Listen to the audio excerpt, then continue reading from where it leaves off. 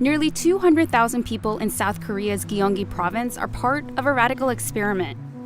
를 받기 전에는 제가 이제 알바도 여러 개 하고 They receive about $220 every 3 months, no questions asked. 내가 낸다라고 할 수 있는 게 되게 많이 스트레스 해소가 된 것 같아요. Gyeonggi Pay is a cash payout based on a concept called universal basic income, where citizens, regardless of employment or income, are indefinitely given a sum of money to help reduce inequality and poverty.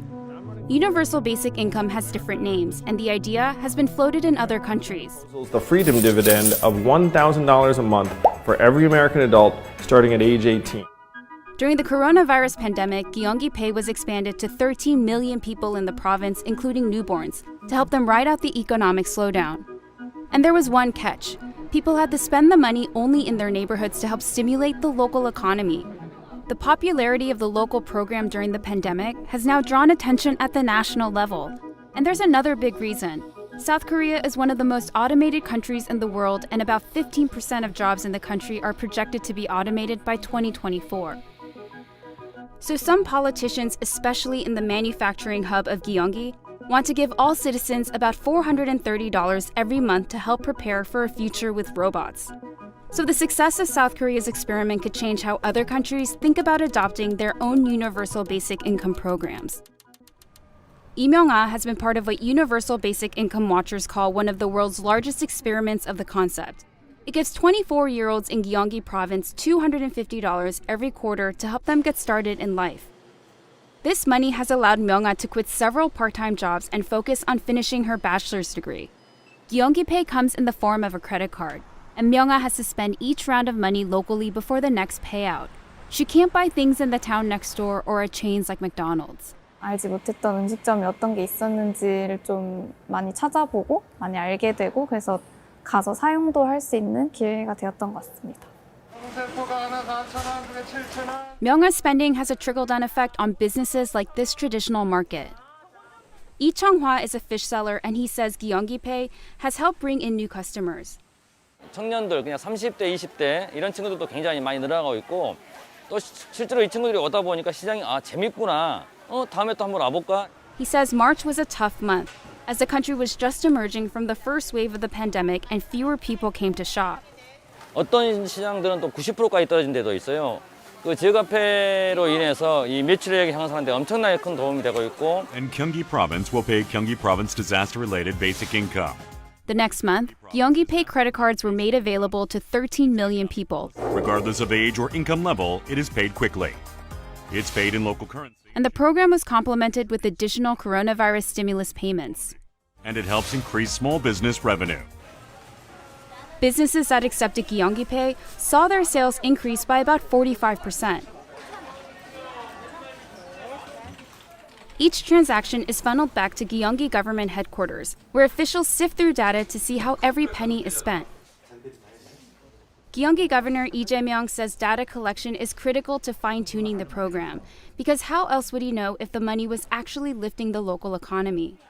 그게 액수는 크지 않지만 골목 상권, 영세 자영업자들의 매출을 늘려주면서 특히 전통시장 같은 곳이 다시 부활하는 그런 실적을 낸 일이 있습니다. This raises a privacy concern, especially if it's done by the government. Iana Marinescu is a professor at the University of Pennsylvania, and she studies the economic impact of universal basic income programs. If you're being tracked, that means that the government, potentially, in a bad case scenario, might use that to exercise political influence. And so there's all these different aspects how, other benefits might be taken away from you. You might be put under pressure to do certain things politically. The Gyeonggi government said that it asks permission to collect data when people register for their credit cards online. It also said it only analyzes aggregate data and not individual data points. Marinescu says telling people where they can spend money sounds like an efficient way to boost local consumption, but this policy has a loophole. Money is fungible, and that what they're able to spend locally, that means they're saving on whatever other money they have, and that other money they can spend it on non-local or non-eligible types of goods and services. Governor Lee is using the success of Gyeonggi Pay as a pitch for the 2022 presidential election, and he's now leading in the polls. He's proposing to give about $430 every month to all South Koreans to make sure the country isn't caught off guard by job losses to automation. This plan is personal because his province is a manufacturing base for major South Korean companies like Samsung and Hyundai. 코로나19가 우리 사회가 앞으로 맞닥뜨려야 될 4차 산업혁명 시대, 소위 노동의 종말 시대, 극단적 양극화의 시대를 아주 급작스럽게 앞당긴 측면이 있기 때문에 새로운 기회 요인이었다는 생각도 하고 있습니다. There will be fewer and fewer jobs that a robot cannot do better. Universal basic income has also been championed by tech entrepreneurs who believe automation will replace workers. And unlike unemployment benefits that run out over time, these payments would be a stable flow of income. The governor's program would cost the country roughly $260 billion a year, and he plans to partly fund it through what he calls a robot tax, essentially a levy on factories that have automated their production. Some opponents who think a national program is too expensive say money should not be spent on people who don't need any help, but Governor Lee says all tax-paying citizens should be included.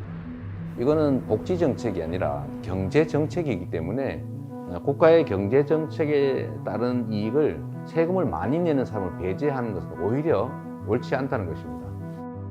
According to a June survey, nearly 50% of South Koreans are in favor of a national universal basic income program, and they will have a chance to send a message to the government during the next presidential election.